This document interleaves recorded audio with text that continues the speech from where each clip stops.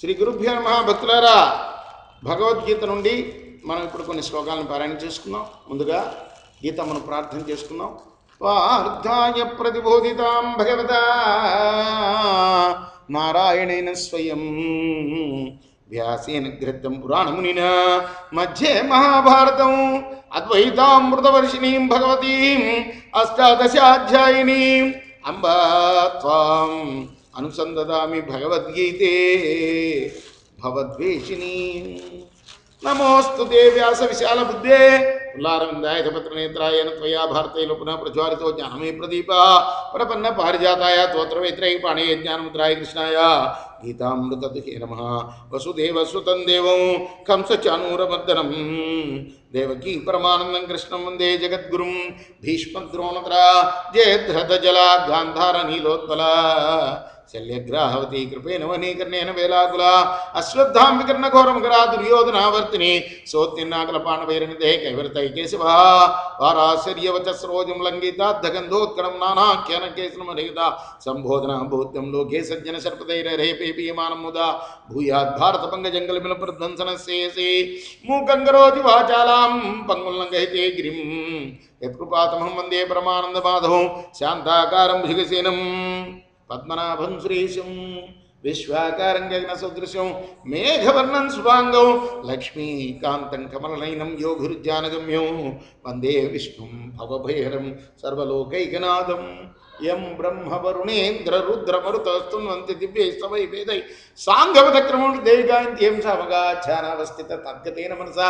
పశ్యంత్యం యోగినో యస్యాంతం న విదుస్రాసరగుణో దేవాయ తస్మై నమః. శ్రీకృష్ణ పరబ్రహ్మణే నమః. శ్రీమద్భగవద్గీత షష్ఠోధ్యాయ ఆత్మ సంయమ యోగ.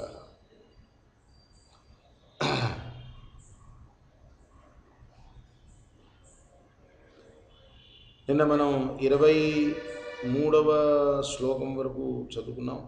ఇవాళ 24 నుండి కొనసాగిద్దాం. సంకల్ప ప్రభాన్ కామాన్ త్యక్త్వా సర్వాన్ శేషదా మనసేవేంద్రియ గ్రామం వినియమ్య సమంతతః శనైరుపరయే బుద్ధ్యా ధృతి గృహీతయా ఆత్మసంస్థం మనః కృత్వా న కించిదపి చింతయే. సంకల్పజన్యములైన కోరికలను వదిలి మనస్సుతో ఇంద్రియ సముదాయాన్ని మెల్లమెల్లగా నిగ్రహించి ధైర్యయుక్తమైన బుద్ధి చేత విషయముల్ని అటకాయించి మనస్సును ఆత్మయందు నెలకొలిపి యోగి నిశ్చింతుడు కావాలా. యతో యతో నిశ్చరతి మనశ్చంచలమస్థిరం తతస్తతో నియమ్యైతత్ ఆత్మన్యేవ వశంశయే. మనస్సు చంచలమైంది కదా, అది ఎప్పుడప్పుడైతే చంచలించిపోతుంటుందో అప్పుడప్పుడు దాన్ని నిగ్రహిస్తూ ఆత్మాయత్నం చేయటానికి యోగి ప్రయత్నం చేయాలి. ఇప్పుడు ద్వాపర యుగంలో చెప్పారు స్వామి కదా, అసలు అంతకుముందు ఎప్పుడో చెప్పారని చెప్పాడు. యుగ ప్రారంభంలోనే, అన్ని యుగాల ప్రారంభంలోనే వివస్వతుడికి చెప్పానని కదా చెప్పాడు స్వామి. ఏమిటి, మనస్సు అనేది అన్ని యుగాల్లో చంచలమేది. మనం అనుకుంటాం కానీ మనకు మనసు నిలవటలేదు దేవుడి మీద అనుకుంటాం, కానీ ఎప్పుడు ఉండే విషయమే అని తెలుస్తుంది ఈ శ్లోకాన్ని బట్టి. కాబట్టి ఎప్పుడెప్పుడైతే చలించిపోతూ ఉంటుందో మనస్సుని, అప్పుడప్పుడే దాన్ని నిగ్రహిస్తూ భగవంతుని మీద, ఆ పరమాత్మ లోపల ఉన్న మన పరమాత్మని చూడటానికి మనం ప్రయత్నం చేస్తూ ఉండాలి. ప్రశాంత మనసం హీనం యోగినం సుఖముత్తమం ఉపైతి శాంతి రజసం బ్రహ్మభూతమకల్మషం. అదిగో వాణ్ణే యోగి అంటారయ్యా. ఎవరు యోగి? ఎప్పుడెప్పుడైతే చంచలించిపోతుందో అప్పుడప్పుడు ఆ మనస్సును నిగ్రహించి భగవంతుడి మీదకి మనసు మళ్లించేవాడినే యోగి అంటారు. వాడే పాపరహితుడు, బ్రహ్మస్వరూపుడు. అట్టివాడికి తప్పనిసరిగా సర్వోత్తమమైన సుఖం చేకూరుతుంది అనట్లో ఎటువంటి అనుమానం లేదు. యుంజన్నేవ సదాత్మానం యోగి విగత కల్మషః సుఖేన బ్రహ్మ సంస్పర్శం అత్యంతం సుఖమస్నుతే. ఈ విధంగా నిరంతరాయంగా మనస్సును ఎవరైతే యోగంలో తగులుకొల్పుతాడో అటువంటి వాడు దోషాలన్నిటినీ కూడా పోగొట్టుకుని బ్రహ్మానంద సుఖాన్ని పొందుతాడు. సర్వభూతస్తమ ఆత్మానం సర్వభూతాని చాత్మని ఈక్షతే యోగయుక్తాత్మా సర్వత్ర సమదర్శన.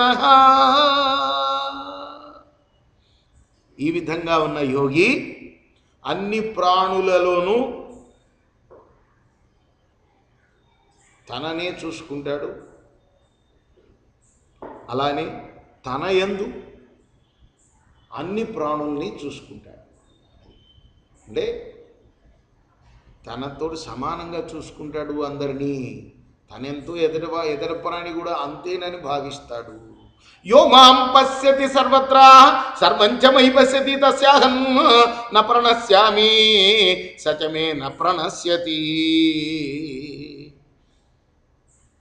అన్నింటి యందు నన్ను, నా యందు అందరినీ ఎవరైతే చూస్తారో, స్వామి చెప్తున్నాడు కృష్ణుడు, నా యందు అందరినీ చూడాలి, అలానే అందరిలో నన్ను చూడాలి. ఈ విధంగా ఎవరైతే చూస్తారో వాడు నాకు మరుగున లేడు. చూడటం అంటే ఇది. బాబా కూడా చెప్తాడు, నన్ను చూస్తుండు, నేను ఎప్పుడు చూస్తూ ఉంటానంటే ఈ విధంగా చూడాలి. చూపు ఎలా ఉండాలి? అన్నిట్లో నన్ను చూడాలి, నాలో అందరినీ చూడాలి, అన్ని ప్రాణుల్ని. అటువంటి వాళ్ళకి నేను మరుగున లేను. నా చూపు ఎప్పుడు వాడి మీద ఉంటుంది. సర్వభూత స్థితం యో మాం భజత్యేకత్వమాస్థితః సర్వదా వర్ధమానోపి సయోగి మయి వర్తతే. ఈ విధంగా అన్ని ప్రాణుల్లో నేనున్నాను అన్న భావనతో ఉన్నవాడు, వాడు ఎలా ఉన్నా కూడా నాతోటే ఉన్నాడు, వాడు నన్ను వదిలి లేడు అని తెలుసుకో. రేపు మనం 32వ శ్లోకం నుండి కొనసాగిద్దాం. ఇప్పుడు మనం గీతా మహత్యం పారాయణం చేసుకుందాం. ధరోవాచ భగవాన్ పరమేశాన భక్తిరవ్యచారిణీ ప్రార్థం భుజమానస్య కథం భవతి హే ప్రభో ప్రారబ్ధం భుజ్యమానోపి గీతాభ్యాసరతస్తతా సముక్తస్స సుఖీ లోకే కర్మణానుపలిప్యతే. మహాపాపాది పాపాని గీతాధ్యానం కరోచ్యత్ క్వచిత్ స్పర్శన్ న కుర్వంతి నలినీదలమంబో. గీతాయాః పుస్తకం యత్ర యత్ర పాఠ ప్రవర్తతే తత్ర సర్వాణి తీర్థాని ప్రయాగాదీని తత్ర వై. చూసారా, అన్ని చోట్ల కంటే నదీ తీరంలో చేసుకుండే ధ్యానం గొప్పదేని కదా చెప్పారు. యాగం కానీ ధ్యానం కానీ. మరి అన్ని తీర్థాలు ఉంటాయట. ఎక్కడ? గీతాయా పుస్తకం యత్ర యత్ర పాఠ ప్రవర్తతే తత్ర సర్వాణి తీర్థాని ప్రయాగాదీని. అన్నిటికన్నా ప్రయాగం అంటే తీర్థరాజం. అది అన్ని నదుల్లో కన్నా గొప్ప నదీ తీరం ఏమిటయా అంటే ప్రయాగ. ఎందుకు?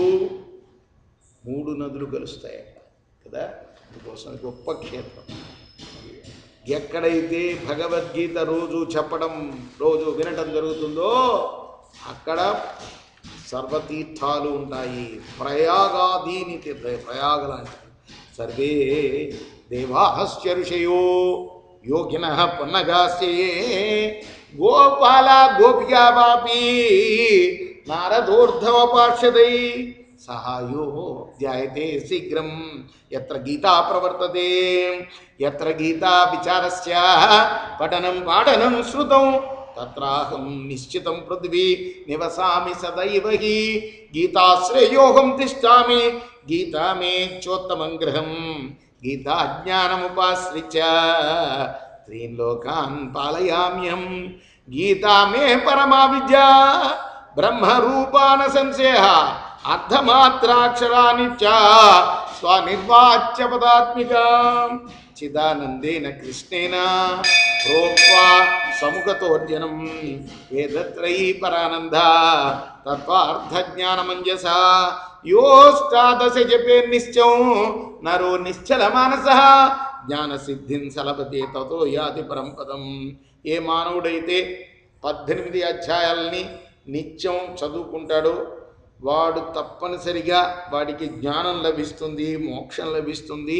పాఠే అసమర్థ సంపూర్ణే తదర్థం పాఠమాచరే తదా గోదానజం పుణ్యం లభతే నాత్ర సంశయగా. ఏ మానవుడైతే 9 అధ్యాయాలు, తదర్థం అంటే 18 అధ్యాయాల్లో సగం ఎవరైతే పారాయణం చేసుకుంటాడో వాడికి గంగా స్నానం గోదానం చేసినంత ఫలితం వస్తుంది. అలానే త్రిభాగం పడమానస్తు గంగా స్నాన ఫలం లభే, షడంచం జపమానస్తు సోమయాగ ఫలం లభే. త్రిభాగం 3వ వంతు 6 అధ్యాయాలు రోజు ఎవరు పారాయణం చేసుకుంటాడో గంగలో స్నానం చేసినంత ఫలం. షడంశం రోజు 3 అధ్యాయాలు ఎవరైతే చదువుకుంటాడో వాడికి సోమయాగం చేసినంత ఫలం లభిస్తుంది. ఏకాధ్యాయంతియో నిత్యం పఠతే భక్తి సంయుత రుద్రలోకమవాప్నోతి గణో భూత్వా అవసేచరం. రోజు ఒక అధ్యాయం పారాయణం చేసుకునేవాడికి వాడికి రుద్రగణంలో ఒక గరుడుగా పుట్టే భాగ్యం లభిస్తుంది. అధ్యాయ శ్లోక పాదం వా నిత్యం ఎప్పటితే నర సయాతి నరతాం యావన్ మనుకోలం సుందరే. కనీసం ఒక్క శ్లోకమైనా చదువుకున్న వాడికి మన్వంతర కాలము మళ్ళీ మళ్ళీ మనుషుడిగా పుట్టే భాగ్యం లభిస్తుంది. మనుషుడిగా పుడితే ఈ చదువుకొని జ్ఞానం సంపాదించుకోవచ్చు, మోక్షం రావచ్చు. కాబట్టి మనిషి జన్మ జంతువునాం నరజన్మ దుర్లభ. మనం కూడా జంతువులమే. అన్ని జంతువుల్లోకి నరజన్మ గొప్పది. ఎందుకంటే జ్ఞానం పొందొచ్చు, మోక్షం పొందొచ్చు. అందుకోసం చెప్తున్నారు రోజు కనీసం ఒక శ్లోకం చదువుకున్నా చాలు. భగవద్గీతలో మనం మళ్ళీ మళ్ళీ మానవులుగా పుట్టే భాగ్యం లభిస్తుంది. గీతాయా శ్లోకదశకం సప్త పంచ చతుష్టయం దౌత్రినేకందంబా శ్లోకానామ్య పుటేనరా చంద్రలోకమాప్రోతి వర్షానామయుతం ధ్రువం గీతాపాఠ సమాయుక్తో మృతో మానుషితం వ్రజే. గీతాభ్యాసం పునః కృత్వా లభతే ముక్తి ముక్తమాం గీతేచ్చార సంయుక్తో మ్రియమాణో గతిం లభే. గీతార్థశ్రవణాసక్తో మహాపాపాయితోపి వా వైకుంఠం సమవాప్నోతి విష్ణాసమోతే. గీతార్థం ధ్యాయతే నిత్యం కృత్వా కర్మాణి పురుష జీవన్ముక్తస్య విజ్ఞేయో దేహాంతే పరమం పదం. గీతామాశ్రిత్య బహవో భూభుజో జనకాదయ నిర్ధూత కల్మషాలోకే గీతాయాథ పరం పదం. గీతాయా పఠనం కృత్వా మాహాత్మ్యం నైవ హే పఠేత్ వృధా పాఠో భవేద్దస్య శ్రమ ఏవ చ్యుతాహృతా. ఏతాన్మహత్య సంయుక్తం గీతాభ్యాసం కరోత్య సతత్ఫలమాప్నోతి దుర్లభాం గతిమాప్నుయ. సూత ఉవాచ మహాత్మ్యమే తద్గీతాయ మయా ప్రోక్తం సనాతనం గీతాంతే చ పఠేద్యస్తు యదుక్తం తత్ఫలం లభేత్. ఇది శ్రీ వరాహపురాణే గీతామహత్యం. కృష్ణార్పణమస్తు.